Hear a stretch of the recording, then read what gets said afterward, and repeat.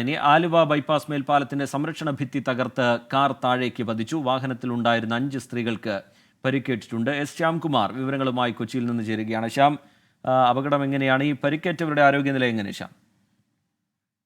നിലവിൽ പരിക്കേറ്റ 5 പേരുടെയും ആരോഗ്യനില തൃപ്തികരമാണ്. പക്ഷെ ഇവർക്ക് കൈക്കും കാലിനും ഒക്കെ ഒടിവുകൾ സംഭവിച്ചിട്ടുണ്ട് എന്നുള്ളതാണ് മനസ്സിലാക്കാൻ സാധിക്കുന്നത്.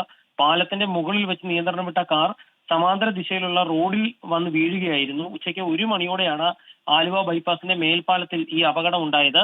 താഴേക്ക് വീണ കാറിൽ നിന്ന് ആളുകളെ പ്രദേശത്തുണ്ടായിരുന്നവർ തന്നെയാണ് രക്ഷപ്പെടുത്തി ആശുപത്രിയിലേക്കും കൊണ്ടുപോയത്. ഏതായാലും അപകടത്തിൽ നിലവിൽ പരിക്കേറ്റവരെ എല്ലാവരെയും ആശുപത്രിയിൽ പ്രവേശിച്ചിട്ടുണ്ട്. ഇവരുടെ ആരോഗ്യനില തൃപ്തികരമാണ് എന്നുള്ള വിവരമാണ് പോലീസ് പങ്കുവെക്കുന്നത്. ശരി, എസ് ശ്യാംകുമാർ കൊച്ചിയിൽ നിന്ന് വിവരങ്ങൾ നൽകുകയായിരുന്നു.